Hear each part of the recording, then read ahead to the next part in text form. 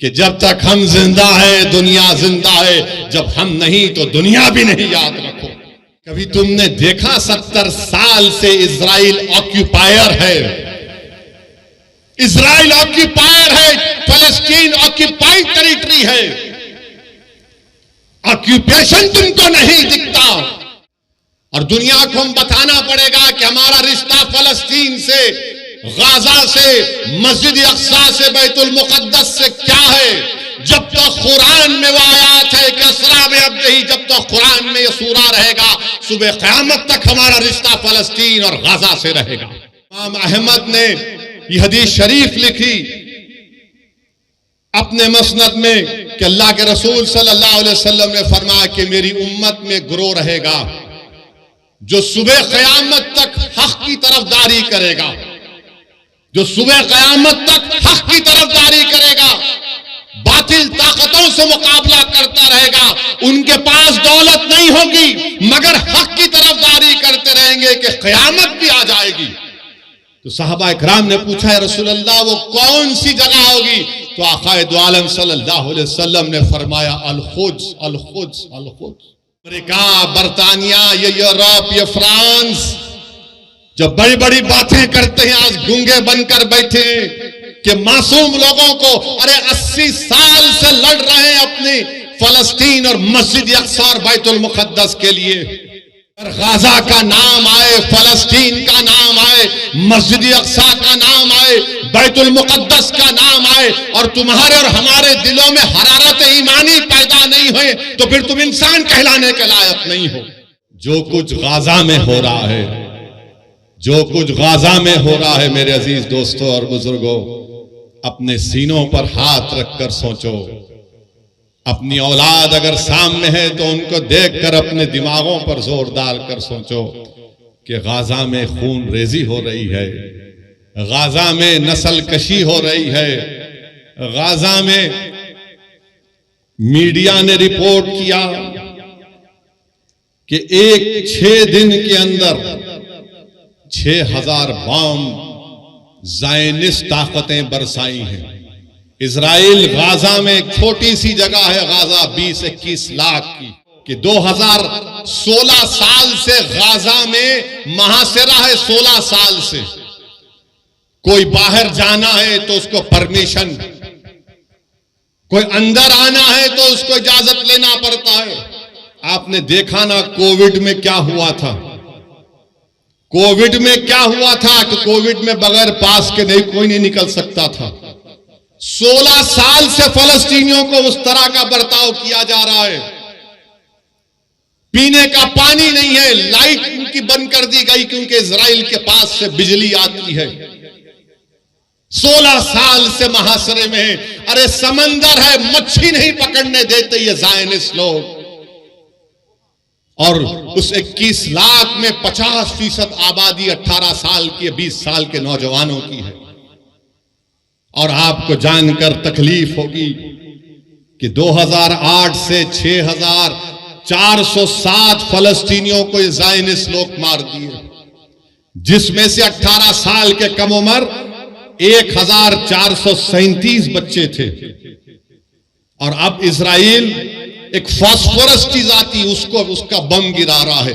यानी जब वो गिरता है तो बिल्डिंग को पिघला देता है, अगर जिस्म पर गिरता है तो चमड़ी से हड्डी को गला देता है। यह जुल्म गाजा के लोगों पर किया जा रहा है। और अमेरिका, बरतानिया, ये यूरोप, ये फ्रांस जब बड़ी बड़ी बातें करते हैं, आज गूंगे बनकर बैठे कि मासूम लोगों को, अरे 80 साल से लड़ रहे हैं अपनी फलस्तीन और मस्जिद अक्सा और बैतुल मुकद्दस के लिए। मेरे अजीज दोस्तों और बुजुर्गों, ये बात कहना जरूरी था। इसलिए जरूरी है कि अगर गाजा का नाम आए, फलस्तीन का नाम आए, मस्जिद अक्सा का नाम आए, बैतुल मुकद्दस का नाम आए और तुम्हारे और हमारे दिलों में हरारत ईमानी पैदा नहीं हुए तो फिर तुम इंसान कहलाने के लायक नहीं हो। अगर हम इनकी मदद नहीं कर सकते, हम दूर हैं, मगर जज्बात से कर सकते हैं और करना चाहिए। अगर जज्बात भी नहीं है तो मुस्लिम शरीफ की हदीस है कि आका ने फरमाया कि तुम मुनाफिक हो। अल्लाह के रसूल सल्लल्लाहु अलैहि वसल्लम ने फरमाया कि तुम मुनाफिक हो। वो अंबियाओं की बैशत की सरजमीन है। हजरत दाऊद अलैहिस्सलाम, हजरत दाऊद अलैहिस्सलाम, सुलेमान और ईसा अलैहिस्सलाम की बैशत की सरजमीन है। हजरत इब्राहिम अलैहिस्सलाम की खबर, हजरत मूसा अलैहिस्सलाम की खबर वहां पर है। मेरे अजीज दोस्तों और बुजुर्गों, काबतुल्लाह को तूफान नूह के बाद अल्लाह के हुक्म पर हजरत इब्राहिम अलैहिस्सलाम ने काबतुल्लाह को बनाया और 40 साल के बाद अल्लाह के हुक्म के बाद मस्जिद अक्सा को हजरत सुलेमान अलैहिस्सलाम ने बनाया। और दुनिया को हम बताना पड़ेगा कि हमारा रिश्ता फलस्तीन से, गाजा से, मस्जिद अक्सा से, बैतुल मुकद्दस से क्या है। जब तक कुरान में वो आयात है कि असरा में अब नहीं, जब तक कुरान में ये सूरा रहेगा, सुबह क़यामत तक हमारा रिश्ता फलस्तीन और गाजा से रहेगा। मेरे अजीज दोस्तों और बुजुर्गों, आपने हदीस शरीफ सुनी कि रसूल अल्लाह सल्लल्लाहु अलैहि वसल्लम से एक सहाबी रसूल ने पूछा, या रसूल अल्लाह सल्लल्लाहु अलैहि वसल्लम, क्या हशर के मैदान में हम आपको पाएंगे? अल्लाह के रसूल सल्लल्लाहु अलैहि वसल्लम ने फरमाया कि हाँ, तुम मुझे हशर के मैदान में पाओगे। कहां होगा हशर का मैदान? इसी सरजमीन पर हशर का मैदान होगा, इसी फलस्तीन पर हशर का मैदान होगा। फिर आका से पूछा गया सल्लल्लाहु अलैहि वसल्लम से कि दूसरी जगह कहां पर हम आपको पाएंगे?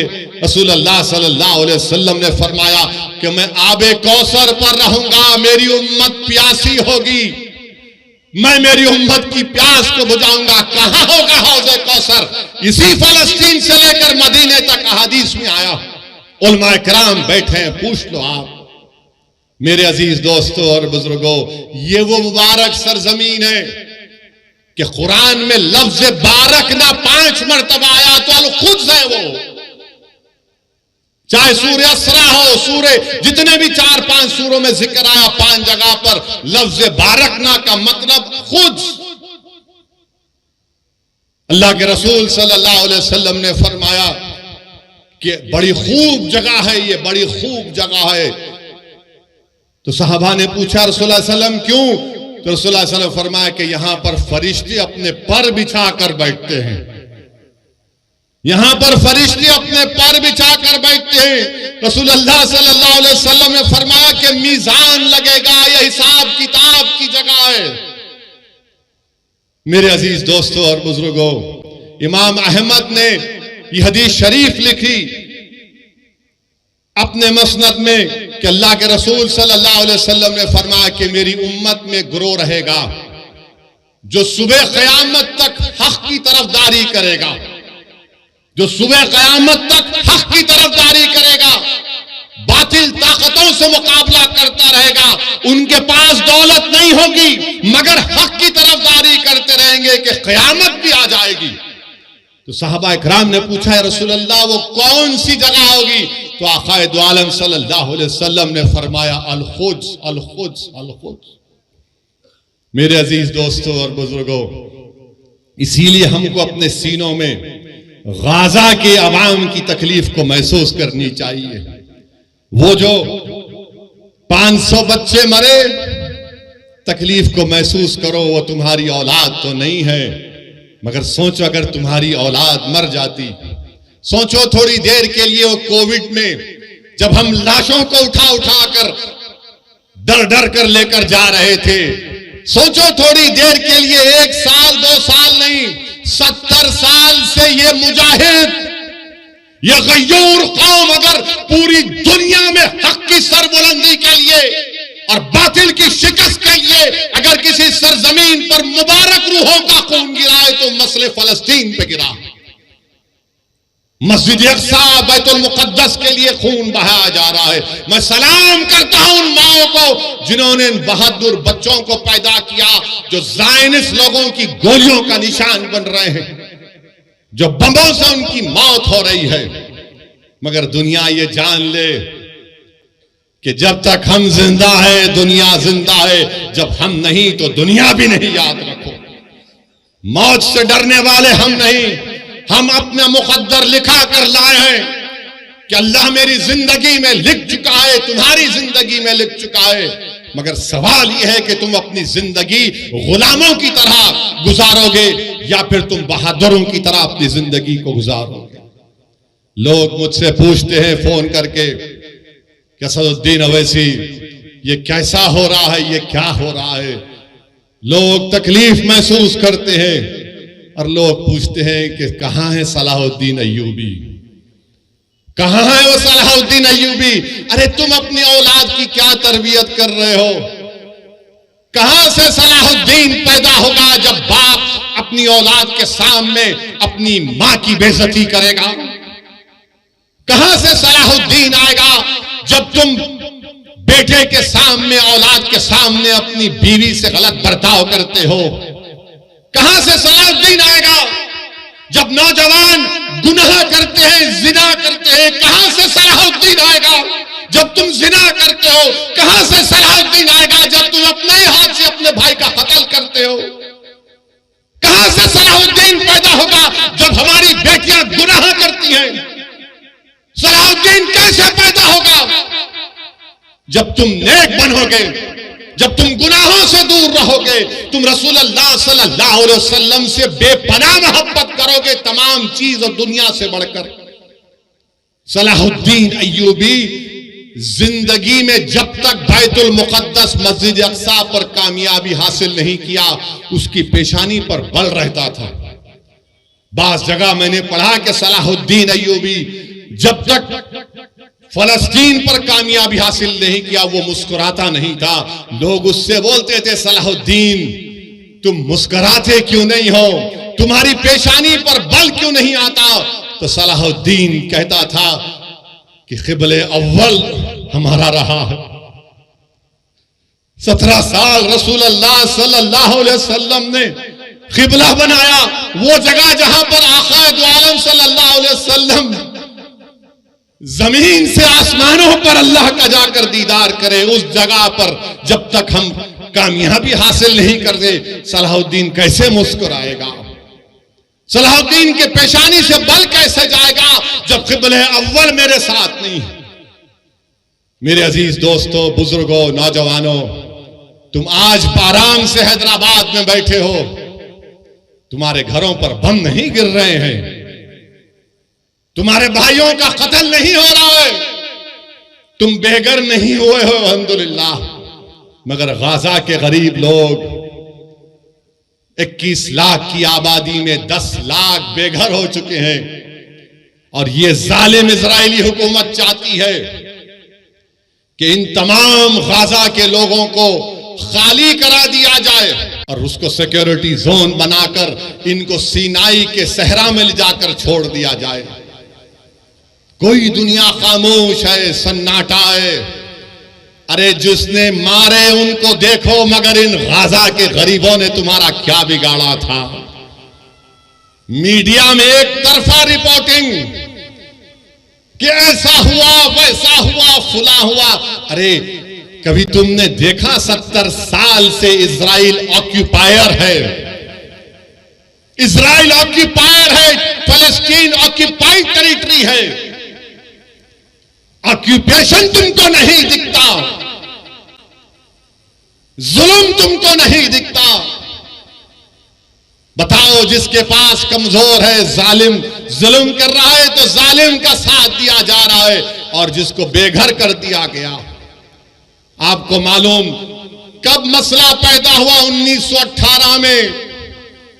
समझाने के लिए कह रहा हूं नौजवानों, जब तुम अब बड़े हो गए, ये मुस्तकबिल तुम्हारा है नौजवानों। 1918 में यही ज़ायनिस्ट लोग वहां पर गए, बरतानिया से साजबाज किया और 1918 से फलस्तीनियों को भगाने का प्रोग्राम बनाया। और फिर 13 मई 1948 में 18 से लेकर 48 तक फर्स्ट वर्ल्ड वॉर हुई। उसके बाद से तरीके से, साजिशों से फलस्तीनियों को मारा गया, भगाया गया। और उसके बाद क्या हुआ? 20-25 साल के अरसे में, जिसको फलस्तीन की तारीख में नकबा कहते हैं, कितने लोग बेघर हो गए? 1.5 करोड़ फलस्तीनियों को भगा दिया गया। और फिर 67 की जंग हुई तो हमने मस्जिद अक्सा को खो दिया, उस मुबारक जगह को खो दिया जहां पे आकाए दो आलम सल्लल्लाहु अलैहि वसल्लम तमाम रसूलों और नबियों की नमाज इमामत की थी।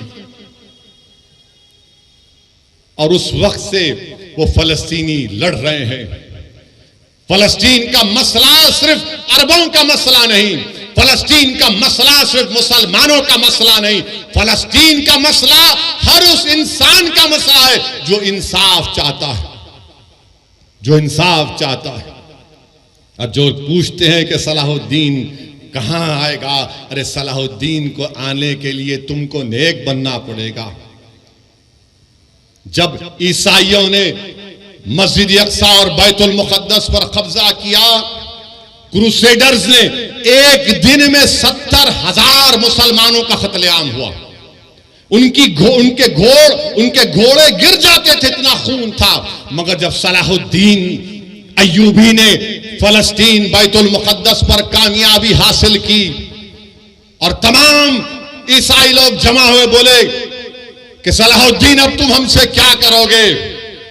तो सलाहुद्दीन अय्यूबी ने कहा कि मैं वो नहीं करूंगा जो तुमने किया था। मैं रसूल अल्लाह सल्लल्लाहु अलैहि वसल्लम के गुलामों का गुलाम हूं, तुमको मैं माफी देता हूं, जाओ, तुम्हारी जान को भी कोई हाथ नहीं लगाएगा।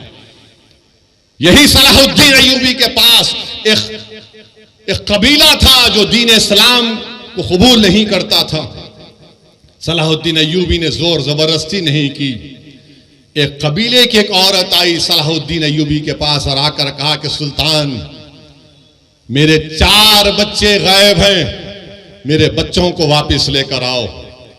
Salahuddin Ayyubi Fatih फलस्तीन, Fatih Betul मुक़द्दस उठता है, अपने जिस्म पर जर्रा पहनता है, तलवार उठाता है। वो औरत खातून कहती है, कहां जा रहे सुल्तान? तो कहा, तेरे बच्चों को तलाश करने जा रहा हूं। वो हैरान होकर पूछती, आप जाएंगे मेरे बच्चों के लिए? बोले, हाँ, तेरे बच्चे मासूम हैं। फजर को निकलता सलाहुद्दीन अय्यूबी ज़हर हो जाती है। ज़हर से असर के करीब जब सलाहुद्दीन अय्यूबी इन बच्चों को देखता है, बच्चे डरे हुए हैं, सहमे हुए हैं, उनको गोद में उठाकर अपनी माँ के पास जब लेकर आता है तो बच्चे, उसमें से जो बड़ा उम्र का बच्चा था 13-14 साल का, वो फर्त मसरत में अपनी माँ की तरफ दौड़ता है कि अम्मा अम्मा। तो उस माँ ने क्या किया? उस माँ ने उस बच्चे के मुंह पर एक जोरदार तमाचा मारा और कहा कि जा, सलाहुद्दीन के कदमों में गिर जा, ये वो नबी मोहम्मद सल्लल्लाहु अलैहि वसल्लम का गुलाम है, अगर ये ऐसा है तो उसका रसूल कैसा रहमत वाला होगा। ये सलाहुद्दीन अय्यूबी था। मेरे अजीज दोस्तों और बुजुर्गों, नौजवानों, इसीलिए कह रहा हूं कि तुमको नेक बनना पड़ेगा। और याद रखो इस बात को, जब तुर्कों की हुकूमत थी, सल्तनत उस्मानिया की हुकूमत थी, तुम्हारा ख्याल यह है कि तुम्हारा मिजाज ये है कि तुम अपने फोनों पर, टीवी पर अर्तुगरुल देखकर खुश हो जाते, तुम उस्मान का सीरियल देखकर खुश हो जाते। मगर क्या तुमको मालूम कि जब तक 400 साल तुर्कों की हुकूमत थी, मस्जिद अक्सा हमारे पास थी। मगर जब तुर्कों से इक़्तिदार, इत्तेहाद जब कमजोर हुआ, कबीलों की बुनियाद पर, असबियत की बुनियाद पर जब इत्तेहाद पारा पारा हो गया, तो सबसे पहली चीज जो हमारे हाथ से चले गई वो मस्जिद अक्सा और बैतुल मुक़द्दस हमारे हाथ से चला गया। इसीलिए मेरे अजीज दोस्तों और बुजुर्गों, इत्तेहाद को मजबूत रखो। याद रखो, तुमको हम तमाम, मुझसे तुमको नफरत होगी, मगर मेरी और तुम्हारी ख्वाहिशों से ज्यादा और अहमियत का काम इत्तेहाद है। असदुद्दीन ओवैसी यकीनन कमजोर है, मगर याद रखो ये इत्तेहाद तुम्हारे लिए और मेरे लिए, आने वाली नस्लों के लिए जरूरी है। हमने इत्तेहाद को खोया तो मस्जिद अक्सा निकल गई हमारे हाथ से, मस्जिद अक्सा हमारे हाथ से निकल गई।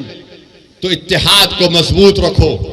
बुजुर्गों, नौजवानों, मेरी इज्जतदार मां और बहनों, इस गुनाहगार की गुजारिश यही है कि अपने इत्तेहाद को मजबूत रखो।